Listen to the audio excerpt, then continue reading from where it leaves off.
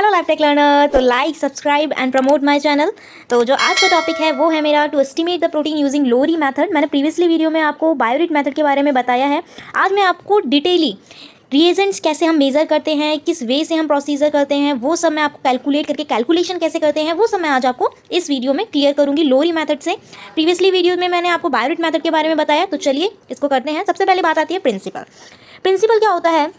The CONH bond peptide in a polypeptide chain react with the copper sulfate in an alkaline medium to give a blue colored complex. In addition, tyrosine and a tryptophan residue of protein cause reduction of phosphomolybdate to phosphotungstate compounds to the following CO-calcium reagent to give bluish product which contribute towards enhancing the sensitivity of this method.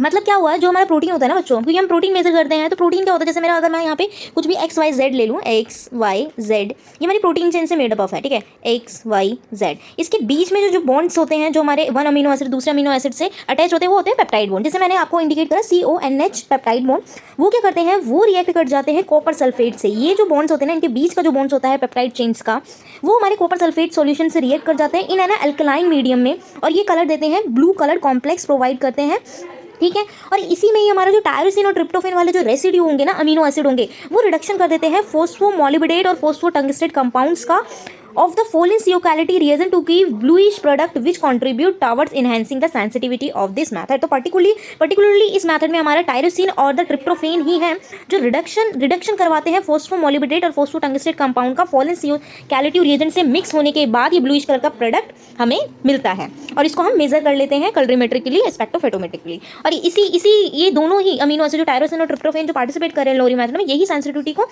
Enhance करते हैं। मतलब यही एक good बोल सकते हैं, एक अच्छा मेथड माना जाता है सेंसिटिविटी प्रोड्यूस करने का, कि जो हमारा प्रोटीन एस्टिमेट हो रहा है वो एक अच्छे लेवल पे प्रोटीन एस्टिमेशन हो रहा है हमारा, तो ये इसी के लिए है। इसके बाद आता है हमारे रिएजेंट। हमारे कौन कौन से रिएजेंट होते हैं, तो हम इसके लिए बेसिकली 4 रिएजेंट यूज़ करते हैं। Reagent A, reagent B, reagent 3 and the 4th reagent.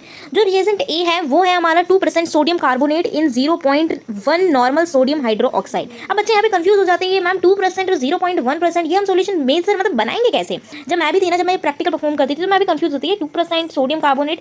तो ये सब आज मैं आपको ईजी वे में एकदम क्लियर करके जाऊँगी, ठीक है।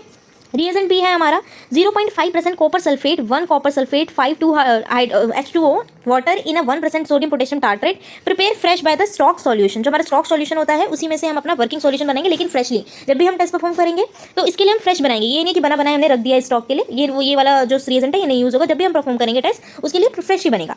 थर्ड आता है एल्कलीन कॉपर सल्फेट, जिसके मैंने रिएजेंट सी के नेम से डिनोट करा है। मिक्स करेंगे 50 ml of reagent A and 1 ml of reagent B. Period to use करने से पहले हम 50 ml ए और 1 ml ऑफ रिएजेंट बी अच्छे से मिक्स कर लेंगे। फोर्थ आता है dilute Folin reagent, reagent D, dilute Folin CO-calcium reagent with an equal volume of 0.1 normal NaOH। ये हो गया हमारे 4 रिएजेंट। अब मैं आपको बताती हूँ यहाँ पे रिएजेंट ए कि मैं कैसे मेजर कर रही हूँ हर चीज़ें और कैसे मैं प्रिपेयर कर रही हूँ, अच्छे से यहाँ पे देख लेना, ठीक है। सबसे पहले आता है, मैंने आपको बताया 2% सोडियम कार्बोनेट। जब भी मैं यहाँ पे परसेंटेज की बात करती हूँ, तो मतलब यहाँ पे मेरा परसेंटेज में कोई भी वैल्यू होती है, तो मतलब परसेंटेज का मतलब आप सभी को पता है कि 100, ठीक है। 100 होता है, 2% मतलब 2 ग्राम इन 100 ml। मुझे वे करना है ओनली 1 ग्राम वे करना है मुझे, ठीक है। तो मैं यहाँ पे 1 ग्राम, तो मेरा 1 ग्राम में क्या हो जाएगा, 50 ml चाहिए मुझे। इतना समझ में आया कि 1 ग्राम में 50 ml, 2 ग्राम में 100, तो 1 ग्राम में 50 ml इन 0.1 नॉर्मल, 0.1 नॉर्मल सोडियम हाइड्रोक्साइड। मुझे सोडियम हाइड्रोक्साइड का मॉलिक्यूलर वेट पता होता है, 40 होता है, ठीक है। मॉलिक्यूलर वेट और 0.1 नॉर्मल। अब बच्चे यहाँ पे नॉर्मेलिटी, मोलैरिटी, इन सबसे क्या होते हैं, कंफ्यूज हो जाते हैं। तो इसके लिए मैं सिंपल सा बताती हूँ कि जब मैंने सोडियम कार्बोनेट वे करा, वो मैंने 1 ग्राम वे करा, 1 ग्राम में ना 50 ml, मेरा 50 ml मेकअप अप होना चाहिए। 0.1 नॉर्मल सोडियम हाइड्रोक्साइड की बात आ रही है यहाँ पे, मतलब कि अगर मैं 1 नॉर्मल यहाँ पे लेती हूँ, मेरा मॉलिक्यूलर वेट है 40 gram, means 1 normal is equal to 40 gram, ठीक है। 0.1 normal is equal to 40 multiply 0.1, ठीक है। इतना समझ में आया। अगर मुझे 0.1 निकालना है तो मैं इसकी मल्टीप्लाई करूंगी, 0.1 normal is equal to 40 multiply 0.1।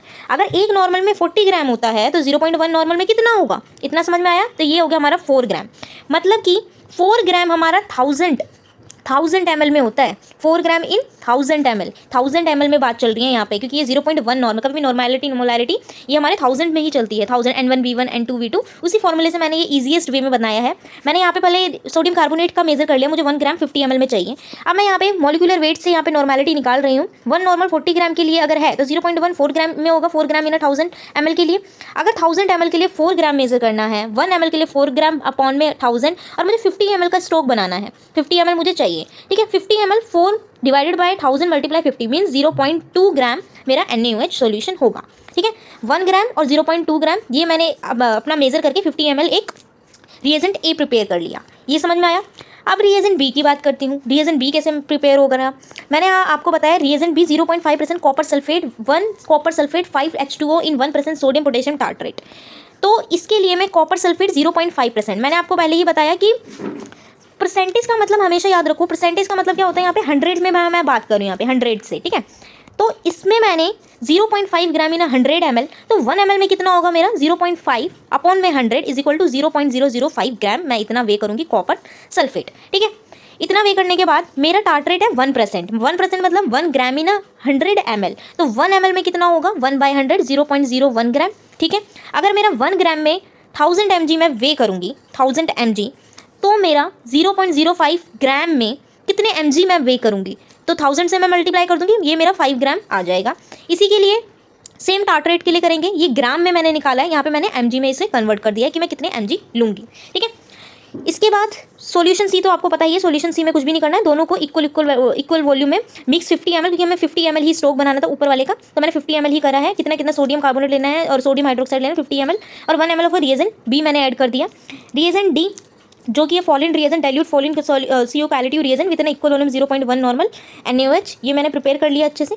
इसके बाद फिफ्थ आता है इसका स्टैंडर्ड। किसी भी प्रोटीन एस्टिमेशन के लिए स्टैंडर्ड बहुत जरूरी है, तो मैं क्या करूँगी 50 ml BSA in 15 ml of distil water in volumetric flask, take 10 ml of this stock standard, dilute 50 ml in another flask for working standard, 1 ml of this solution contain 200 microgram protein. मैं 50 ml distil water volumetric flask में लूँगी और 50 mg BSA solution एक powdery form में होता है, albumin के नाम से भी जाना जाता है, तो ये मैं अपना स्टॉक सॉल्यूशन बना लूँगी। सबकी स्टॉक सॉल्यूशन वैल्यू बनाने का सबका मेथड अलग होता है। मैं यहाँ पे 50 ml के लिए बना रही हूँ, ठीक है। आप 1 ml भी कर सकते हो, 2 ml भी कर सकते हो, जितना आपको रिक्वायरमेंट है उसके हिसाब से करना है, ठीक है। ये स्टैंडर्ड हो गया जिसकी हमें नॉन वैल्यू पता है। एपरेटस में मेरा glassware, test tube, pipette, colorimetry. अब बात करते हैं प्रोसीजर की। प्रोसीजर के लिए हम क्या करेंगे, यहाँ पे हम सीरीज वाइज टेस्ट ट्यूब अपने स्टैंड में लगाएंगे, ठीक है। सीरीज वाइज हमने टेस्ट ट्यूब स्टैंड में लगा दी, ब्लैंक, स्टैंडर्ड, स्टैंडर्ड 1 2 3 4 5, ठीक है। मैं क्या करूँगी, ब्लैंक के लिए एक अलग ट्यूब लूँगी, बट सीरीज वाइज में लगाऊंगी। यहाँ पे मैं अपना स्टैंडर्ड लगा रही हूँ, स्टैंडर्ड 200 400 600 800 और 1000, ठीक है। कितनी होगी 1 2 3 4 5 6 टेस्ट ट्यूब प्लस 1 मेरी अननोन, जिसका मुझे आइडेंटिफाई करना है प्रोटीन कितना है, ठीक है। इसके बाद मैं क्या करूँगी, Prepare out 1000 microliter of sample in another test tube. Make up the volume to 1000 microliter in old test tube. A tube with a 1000 microliter distilled water serves the blank. जो blank होगा वो होगा हमारा 1000 microliter का. Now add 5 ml of reagent C to all the test tube and mix the content of the tube vortex taking and add the reagent D. तो इसको मैं आपको एक टेबल से बताती हूँ। मैंने क्या करा, मैंने ये सीरीज वाइज मैंने इकट्ठी अपनी टेस्ट ट्यूब लगा ली, ब्लैंक, स्टैंडर्ड 1 2 3 4 5 और 6 वाला मेरा अननोन है, ठीक है। सबसे पहले मैंने आंख बंद करके मैंने क्या करा, मैंने अपनी जो स्टैंडर्ड वाली वैल्यू है वो पुट करी। सबसे पहले 0 ब्लैंक में, मतलब कुछ नहीं डालना मुझे। स्टैंडर्ड 1 में डालूंगी 200 माइक्रोलीटर, 2 में 400, 3 में 600, 4 में 800 एंड 5th में 1000, ठीक है। उसी का ही मुझे क्या करना है, 1000 तक मेकअप करना है, 1000 वैल्यू तक मेकअप करना है सब में। तो ब्लैंक में मैं 1000, अब 200 मेरा ऑलरेडी है, 1000 में से 200 गए 800, तो 800 मेरा डिस्टिल वाटर ऐड हो जाएगा। इधर 6, इधर 4, 400, यहाँ पे 200 और यहाँ 5th वाला जो स्टैंडर्ड है मेरा उसमें 0, क्योंकि ये 1000 तो है। और जो मेरा प्रोटीन है, मैं याद कर रही हूँ कि यहाँ पे मैं प्रोटीन 5 माइक्रोलीटर प्रोटीन, मैं यहाँ पे जो अननोन सैंपल है 5 माइक्रोलीटर जो मेरा सैंपल है ना, मैं उस 5 माइक्रोलीटर उस सैंपल को ले रही हूँ। और वो 5 माइक्रोलीटर, यहाँ पे आप 2 माइक्रोलीटर भी सैंपल ले सकते हो, 1 भी ले सकते हो, अकॉर्डिंग टू योर चॉइस कि आपको कितना सफिशिएंट है, आपके पास कितना सैंपल है, ठीक है। तो उसके कैलकुलेशन से मेरा 995 माइक्रोलीटर डिस्टिल वाटर डलेगा, मैंने ऐड कर दिया। ऐड करने के बाद मैं क्या करूँगी, रिएजेंट सी 555 ml सब में डालूंगी मैं, ब्लैंक से लेकर अननोन तक, ठीक है। उसके बाद मैं क्या करूँगी, इंक्यूबेट करूँगी रूम टेम्परेचर फॉर 10 मिनट्स के लिए। जब ये 10 मिनट्स हो जाए ओवर, उसके बाद मैं रिएजेंट डी डालूंगी 0.5 ml मीन्स 500 माइक्रोलीटर सभी ट्यूब में। उसको इंक्यूबेट करूँगी 30 मिनट्स तक एट 37 डिग्री सेंटीग्रेड के लिए। उसके बाद मैं अपनी रीडिंग एब्जॉर्ब करूँगी 660 नैनोमीटर पे। ब्लैंक की रीडिंग 0 आएगी, क्योंकि इसमें कुछ भी मेरा कुछ भी नहीं डाला है, तो ब्लैंक हमेशा 0 होगा। इसके बाद यहाँ पे आप रीडिंग देखेंगे ना तो ये इंक्रीजिंग ऑर्डर में जाएगी 0.15। यहाँ पे मेरी रीडिंग यहाँ पे देखो 439 436 थोड़ा सा फ्लक्चुएशन हो रहा है, ठीक है। तो आप देख सकते हो कि मेरा ये 0.436 यहाँ पे मेरी एब्जॉर्बेंस की रीडिंग आई है। इतना करने के बाद आप क्या करोगे, मैं यहाँ से ये भी पता कर रही हूँ कि कितना मेरा कंसंट्रेशन mg/ml कितनी कंसंट्रेशन है। जब मेरा 800 माइक्रोलीटर 0.8 mg/ml कंसंट्रेशन है, अगर मेरी 5 माइक्रोलीटर है मतलब 0.05 5 माइक्रोलीटर मतलब 1000 से डिवाइडेड कर दोगे आप तो ये आ जाएगी 5/1000, तो मेरे 0.005 mg/ml, ठीक है। ये कंसंट्रेशन निकल कर आएगी, बट एक्चुअल में प्रोटीन कितना है वो हमें आइडेंटिफाई करना है। तो उसके लिए मैंने क्या करा, यहाँ पे एक्स, ये आपको मैंने चार्ट बनाया दिखाई दे रहा होगा, यहाँ पे मैंने बना रखा है, ये प्रिपेयर करा हुआ है खुद का ही। तो ये माइक्रोग्राम पर ml कंसंट्रेशन मेरी एक्स एक्सिस पे है, वाई एक्सिस पे मेरी एब्जॉर्बेंस रीडिंग है, ठीक है। जो मेरी रीडिंग आई एक्स एक्सिस पे कंसंट्रेशन, वाई पे sample OD.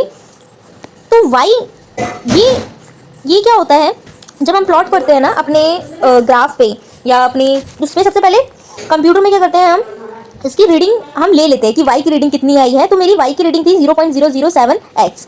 5 microlitre contain the sample 6 to 2.9 microgram x/y/0.007। तो 1 माइक्रोलीटर में हमारा कितना सैंपल होगा। तो इस फॉर्मूले से ना हम पूरी रीडिंग निकाल लेते हैं कि जब हम प्लॉट करते हैं ना तो यहाँ पे प्लॉटिंग की वैल्यू आ जाती है 6 पॉइंट समथिंग 0.007x मेरी y की वैल्यू निकल के आएगी। तो मैं अपनी 5 माइक्रोलीटर में कितना हमारा प्रोटीन उस सैंपल में प्रेजेंट है वो मैं आइडेंटिफाई कर लेती हूँ, ठीक है। जो मेरी रीडिंग निकल कर आ रही है ना, ये जो मैंने वैल्यू लगाई है, पुट करी है, तो ये मेरी एक तरह से एक्सेल सीट पे मैं बनाती हूँ, जिसे आपको मैं नेक्स्ट वीडियो में बताऊंगी कि कैसे मैं प्लॉट करती हूँ और कैसे वीडियोस कैसे हम लेते हैं, कैसे टेक करते हैं, कैसे रीडिंग आती है, वो सब मैं आपको नेक्स्ट वीडियो में कवर अप करूँगी। इसी चार्ट कैसे प्रिपेयर करते हैं, स्टैंडर्ड कैसे अच्छे से अपना प्रोटीन सैंपल का जो स्टैंडर्ड है वो कैसे लेकर आते हैं, तो इसके लिए मैं नेक्स्ट वीडियो बनाऊंगी पूरा अच्छे से। बस ये अभी के लिए है, समझने के लिए थोड़ा सा ओवरव्यू है ये कि मेरी यहाँ पे रीडिंग जो एब्जॉर्बेंस की मेरी रीडिंग आई ना, आप ये देख सकते हो एब्जॉर्बेंस की 0.436, और यहाँ पे मैं अपनी रीडिंग पुट करूंगी 0.436 upon 0.0007 is equal to 6 to 2.9 microgram पर ml।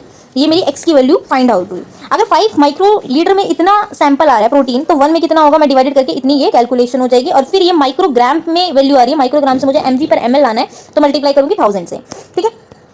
तो ये मेरा तो चार्ट के बारे में हो गया, ये पूरा मैंने अच्छे से कवर अप कर ही दिया कैसे कैसे आपको रीडिंग लेनी है। Please like share and promote my channel, ताकि आपको मैं न्यू वीडियोस आपको देती रहूं और अच्छे से आपको समझाती रहूं। जितना भी मुझे पता है मैं आपको सब कुछ चीज़ें, मेरी नॉलेज जितनी भी है मैं आपको शेयर करूं। Please like subscribe and promote my channel and thank you. और हाँ, मैं आपके ये जो नोट्स हैं, ये पूरा जो प्रैक्टिकल है, मैं आपको लिंक डिस्क्रिप्शन में दे दूँगी। You can visit and you can share also your friends. Thank you.